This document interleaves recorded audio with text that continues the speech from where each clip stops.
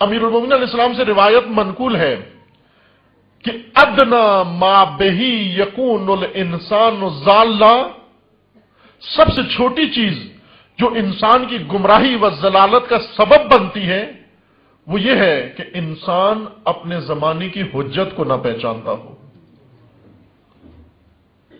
وہ خدا نے جو حجت اس پر قائم کی ہے اسے معلوم نہ ہو، حجت کی معرفت نہ رکھتا ہو.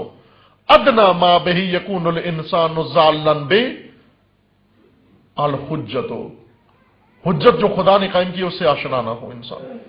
یہ کم ترین چیز ہے انسان کی گمراہی و ضلالت کے لیے، یا ابتدائی ترین چیز ہے انسان کی گمراہی و ضلالت کے لیے. یہاں سے ساری گمراہیاں شروع ہوتی ہیں، ساری ضلالتیں شروع ہوتی ہیں. جسے حجت کی پہچان نہیں اسے کسی چیز کی پہچان نہیں. توجہ فرمائے ابھی اس حدیث کی طرف جو تعقیبات نماز میں. تعقیبات نماز عموماً ہم نماز بھی ثواب کے لیے پڑھتے ہیں اور تعقیب بھی ثواب کے لیے کرتے ہیں. بات جب یہاں پہنچی حرج نہیں، میں تکمیل کر دوں نقطے کو. نماز تین پہلو ہیں نماز کے: احکام نماز، آداب نماز، اسرار نماز. تینوں معلوم ہونے چاہیے ایک مومن کو، نمازی کو. احکام تاکہ نماز صحیح پڑھ سکو، آداب تاکہ نماز خوبصورت و زیبا پڑھ سکو، اور اسرار تاکہ نماز کی روح، بندگی کی روح کو بھی ادا کر سکو.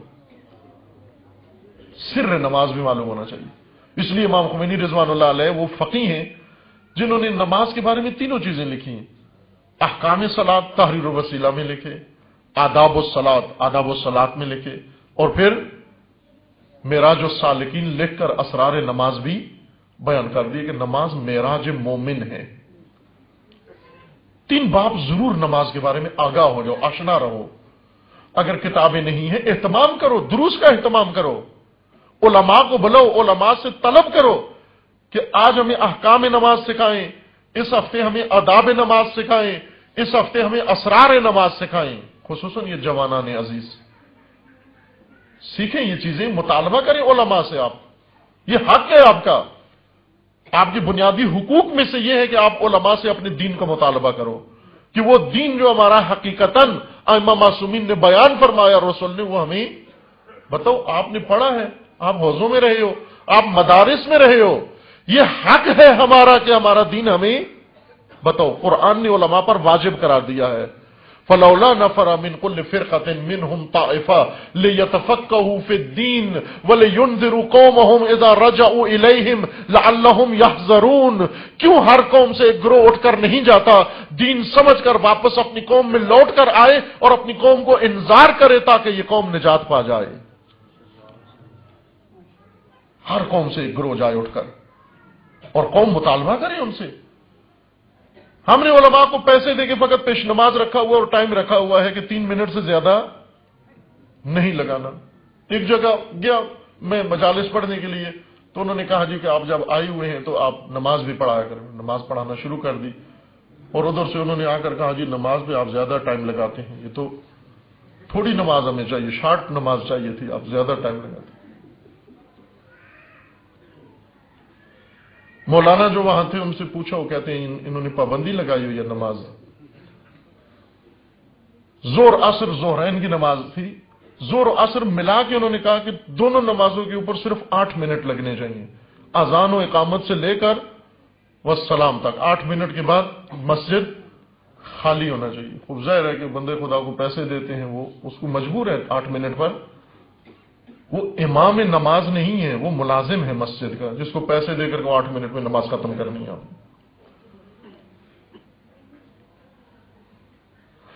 نماز کی تعقیبات میں یا نماز کے اذکار میں وہ چیزیں رکھی گئی ہیں جو ہماری روزمرہ کی ضرورت ہیں. وہ چیزیں ذکر نماز بنا دی گئی ہیں جو ہر روز کی ہماری روح کی غذا ہے، ضرورت ہے. فاتحہ میں کچھ ایسی باتیں ہیں جو ہمیں دن بھر رات بھر یاد رکھنی چاہیے، ہر لحظے ہمارے ذہن میں رہنا چاہیے. اذکار نماز، ارکان نماز، وہ چیزیں جو خدا کا ارادہ ہے کہ یہ مومن ہمیشہ اس کے سامنے رہے، یہ امور ان کو نماز کا حصہ بنا دیا. تعقیبات نماز وہ ذکر قرار دیے، وہ امور قرار دیے تاکہ روزانہ یاد دہانی کرائیں، ہر لحظے اس کو یاد دہانی کرائیں کہ غافل نہ ہونا، یہ بڑا اہم سبق ہے تیرا۔ جس طرح گھر سے آپ بھیجتے ہیں کسی کو اہم چیز لینے کے لیے، پھر پیچھے سے کال کرنا، میسج کرنا شروع کرتے ہیں، بھول نہ جانا وہ چیز جو ہم نے کہا تھا۔ جب بہت ضروری چیز خواتین کو ضرورت ہوتی ہے تو مرد کو پیچھے سے فون پہ فون کرتی رہتی ہیں، کہیں بھول نہ جانا، کہیں آفس میں نہ چھوڑانا، کہیں مارکیٹ میں نہ چھوڑانا، کہیں یہ نہ ہونا کہ ایسے ہی خالی گھر آ جاؤ، بار بار یاد دلاتے ہیں۔ اسی طرح خداوند تبارک و تعالیٰ نے ہر نماز کے بعد کہا کہ اس کو یاد رکھو، کہیں بھول نہ جانا، یہ بڑی اہم بات ہے، یہ اس کو بھولنا مت، یہ کلیدی و بنیادی بات ہے۔ ہم کیا کرتے ہیں، ادھر سے میسج آتا ہے اللہ کا، ہم اس کو ریجیکٹ کر دیتے ہیں، پڑھتے بھی نہیں ہیں۔ امام علیہ السلام سے روایت ہے 29 نمبر، یہ صفحہ اصول کافی جلد اول صفحہ 342 پر ہے۔ باب کا نام میں عرض کرتا ہوں، اگر مطالعہ کرنا ہو تو فرصت ملے تو۔ بابن فی الغیبت، کتاب حجت میں صفحہ 335 سے یہ باب چیپٹر شروع ہوتا ہے۔ بابن فی الغیبت یعنی آج ہمارے زمانے کے بارے میں روایت ہے، زمانہ غیبت کی روایت ہے کہ جب آپ کے امام غائب ہیں، امام علیہ السلام نے اس بارے میں روایات بیان کی ہیں، رہنمائی کی ہے کہ زمانہ غیبت و انتظار کیسے گزارنا ہے۔ اس میں آخری روایت سے پہلے 29 نمبر روایت یہ ہے، حسین ابن احمد اس کے راوی ہیں، انہوں نے احمد ابن ہلال سے یہ روایت نقل کی ہے، انہوں نے عثمان ابن عیسیٰ سے، انہوں نے خالد ابن نجی سے یہ روایت نقل کی ہے، اور انہوں نے بہت جید صحابی امام علیہ السلام کے زرارت ابن اعین سے یہ روایت نقل کی ہے۔ زرارہ جو بہت عظیم فقیہ ہیں کہ جن کا تشیع میں بہت بڑا احسان ہے کہ امام علیہ السلام سے انہوں نے وہ دقائق دین پوچھ کر روایت کے طور پر نقل کیے ہیں، اور مکتب تشیع کو غنی کرنے والی چند شخصیات میں سے ایک زرارہ ہیں۔ زرارہ امام علیہ السلام کے سامنے حاضر تھے، قالا، زرارہ کہتے ہیں قالا ابو عبداللہ علیہ السلام لا بد للغلام من غیبت قلت ولما قال يخاف واومأ بيده الى بطنه وهو المنتظر وهو الذي يشك الناس في ولادته فمنهم من يقول حمل ومنهم من يقول مات ابوه ويملخ ولم يخلف ومنهم من يقول ولد قبل موت ابيه بسنتين قال زرارة فقلت وما تأمروني لو ادركت ذلك الزمان۔ حالات بتا رہے ہیں کہ ابھی میں چھوڑتا ہوں پہلا حصہ روایت کا، بات لمبی ہو جائے گی۔ امام علیہ السلام نے حالات بنائے کہ ایک ایسا زمانہ ہوگا، امام کی ولادت ہوگی اور لوگ کس قسم کی باتوں میں الجھ جائیں گے، کچھ کہیں گے امام پیدا ہی نہیں ہوئے، کچھ کہتے ہیں امام چلے گئے اس دنیا سے، کچھ کیا کہیں گے، کچھ کیا کہیں گے۔ ہر آدمی ایک خاص فرعی بات میں الجھ جائے گا اور اصل موضوع کی طرف توجہ نہیں رہے گی ان کو۔ اس وقت امام علیہ السلام فرماتے ہیں کہ یاد رکھو، زرارہ کہتا ہے کہ اگر میں اس زمانے میں ہوا جب یہ حالات بن جائیں اس قسم کی صورتحال، میرا وظیفہ و فریضہ کیا ہے بتائیے آپ، میں کیا کروں اس وقت؟ امام علیہ السلام نے فریضہ بتایا، ایک وہ یہ تھا ادعوا اللہ بہذا الدعاء وما تأمرونی لو ادرکت ذلک الزمان، اے مولا آپ کیا حکم دیتے ہیں، کیا امر کرتے ہیں اگر میں اس زمانے میں ہوا، یہی زمانہ جس میں آج ہم ہیں، میں اور آپ ہیں۔ زرارہ ہمارا سوال پوچھ رہے ہیں امام صادق علیہ السلام سے، توجہ فرمائیں، ہمارا سوال پوچھ رہے ہیں وہاں سے، آج سے یعنی 1200-1300 سال پہلے زرارہ نے سوال پوچھا آپ کی مشکل حل کرنے کے لیے کہ مولا اس وقت اگر میں ہوا تو میں کیا کروں، میرا فریضہ کیا بنتا ہے؟ امام علیہ السلام نے فرمایا ادعوا اللہ بہذا الدعاء، یہ دعا مانگا کر، ہر نماز کے بعد یہ دعا مانگا کر، کہ مرحوم محدث قمی نے مفاتی میں بھی یہ دعا لکھی ہے، انہوں نے کیا دعا مانگو؟ اللہم عرفنی نفسک، اے پروردگار مجھے اپنی ذات کی معرفت عطا فرما، یعنی زمانہ غیبت کی دعا، منتظر کی دعا، اس زمانے میں موجود انسان کی دعا۔ کیا دعا مانگو اللہ سے؟ اللہم عرفنی نفسک، اے پروردگار مجھے اپنی ذات کی معرفت عطا فرما، فإنک ان لم تعرفنی نفسک لم اعرفک، اے پروردگار اگر تو نے مجھے اپنی ذات کی معرفت نہ دی، نہ بتا کی، میں تجھے نہیں پہچان سکوں گا۔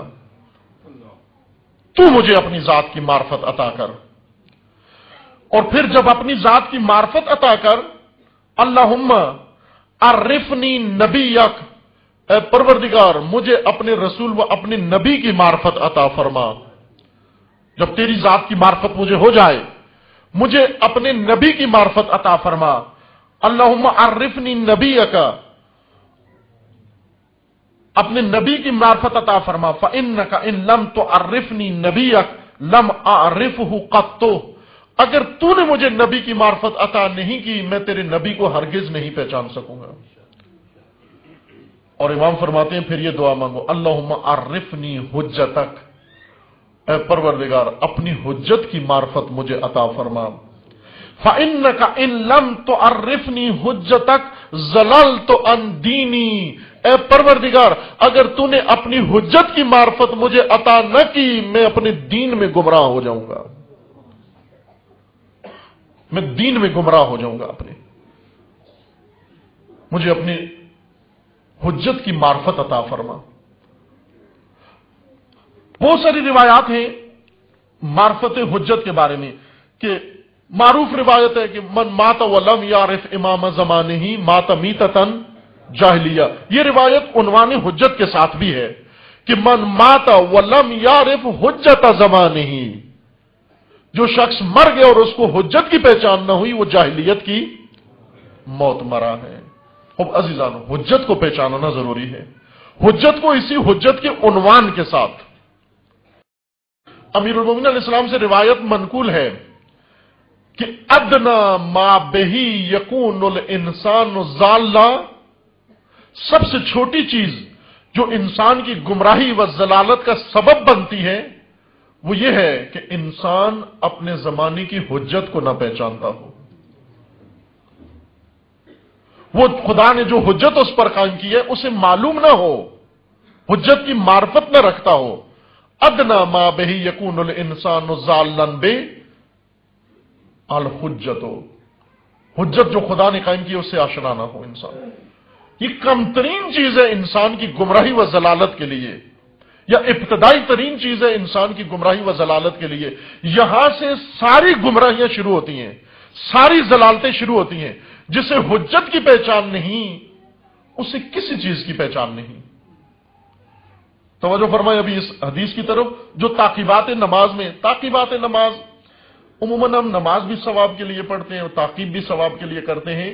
بات جب یہاں پہنچی حرج نہیں، میں تکمیل کر دوں نقطے کو۔ نماز تین پہلو ہیں نماز کے، احکام نماز، آداب نماز، اسرار نماز، تینوں معلوم ہونے چاہیے ایک مومن کو، نمازی کو۔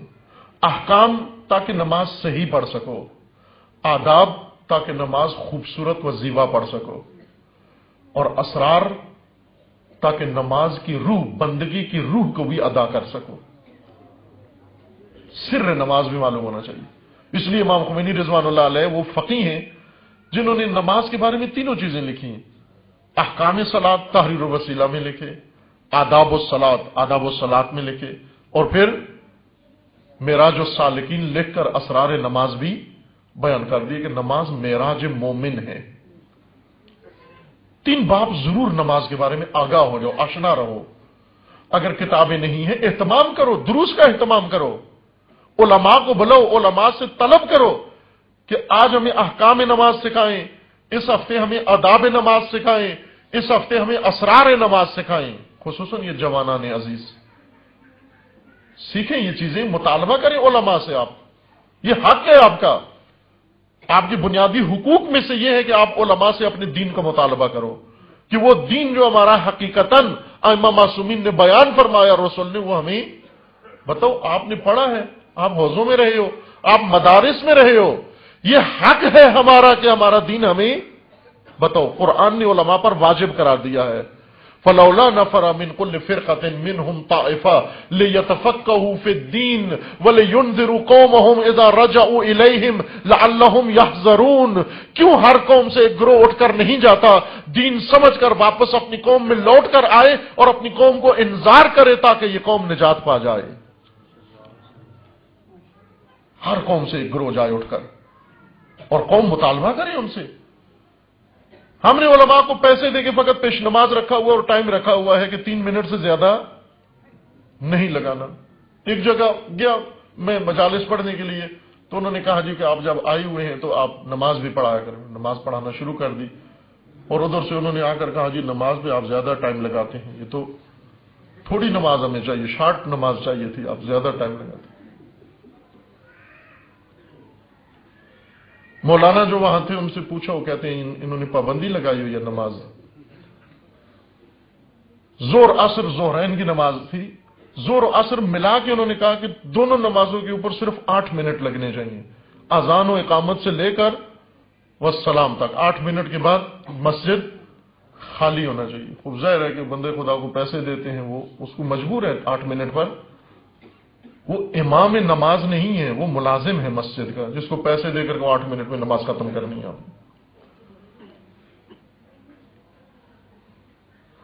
नमाज की ताकीबात में या नमाज के अज़कार में वो चीजें रखी गई हैं जो हमारी रोजमर्रा की जरूरत है।